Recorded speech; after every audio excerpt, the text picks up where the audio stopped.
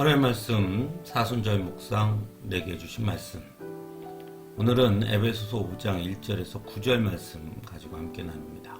성경 봉독합니다. 그러므로 여러분은 사랑을 받는 자녀답게 하나님을 본받는 사람이 되십시오. 그리스도께서 여러분을 사랑하셔서 우리를 위하여 하나님 앞에 향기로운 예물과 제물로 자기 몸을 내어주신 것과 같이 여러분도 사랑으로 살아가십시오. 음행이나 온갖 더러운 행위나 탐욕은 그 이름조차도 여러분의 입에 담지 마십시오. 그렇게 하는 것이 성도에게 합당합니다. 더러운 말과 어리석은 말과 상스러운 농담은 여러분에게 어울리지 않습니다. 오히려 여러분은 감사의 찬 말을 하십시오. 여러분은 이것을 확실히 알아두십시오.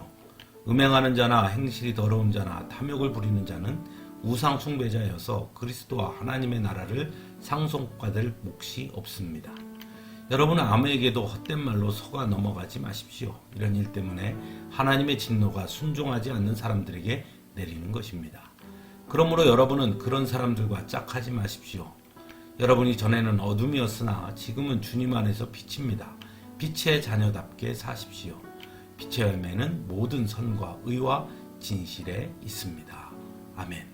성도에게 있어 가장 중요한 덕목 중 하나는 거룩함입니다.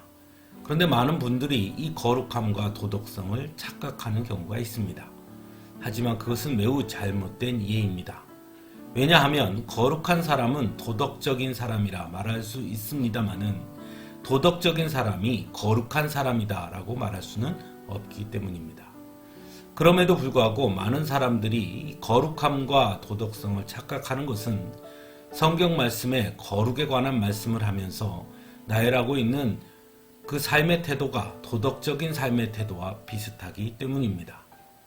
오늘 말씀에서도 음행하는 자나 행실이 더러운 자나 탐욕을 부리는 자는 우상 숭배자여서 그리스도와 하나님의 나라를 상속받을 몫이 없습니다 라고 말씀함으로써 마치 도덕적인 삶을 살지 않으면 그리스도와 하나님의 나라를 상속받을 몫이 없다고 말씀하는 것처럼 보여지기도 합니다. 하지만 그 말씀의 핵심은 음행이나 행실이 더러운 것, 탐욕을 부리는 자를 무엇으로 규정하고 있는가에 있다고 할 수 있습니다. 바로 우상 숭배자라고 말씀하고 있지요. 즉 하나님은 우리가 흔히 도덕적이고 윤리적인 것이라고 말하는 것을 우상 숭배와 연결하고 있는 것입니다. 세상의 도덕과 윤리의 기준은 다른 사람들의 눈에 비춰지는 모습을 가지고 판단하게 됩니다. 즉 음행을 저지르거나 탐욕을 부리지만 다른 사람들이 알지 못한다면 다른 사람들은 그 사람을 도덕적이라고 말할 수 있는 것이죠.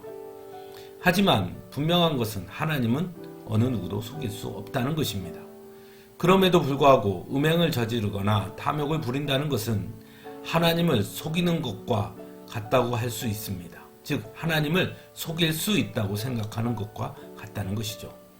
그것은 하나님보다 자신이 더 우월하다고 여기거나 또는 자신이 행하는 그 행위를 하나님보다 더 중요하게 여기는 것이다 라고 할 수 있기에 하나님은 그것을 우상 숭배자라고 말씀하고 있는 것입니다. 무엇보다 도덕과 윤리는 삶의 태도이지만 거룩함은 성도됨의 시작이고 전부라는 것입니다. 비도덕적이고 비윤리적인 삶을 산다고 해서 사람이 아닌 것은 아니지만 거룩함을 잃은 성도는 성도라 할 수 없는 것입니다. 왜냐하면 거룩한 성도라는 것은 곧 주님 안에서 빛으로 빛의 자녀로 산다는 것이기 때문입니다. 그래서 8절은 이렇게 말씀합니다. 여러분이 전에는 어둠이었으나 지금은 주님 안에서 빛입니다. 빛의 자녀답게 사십시오.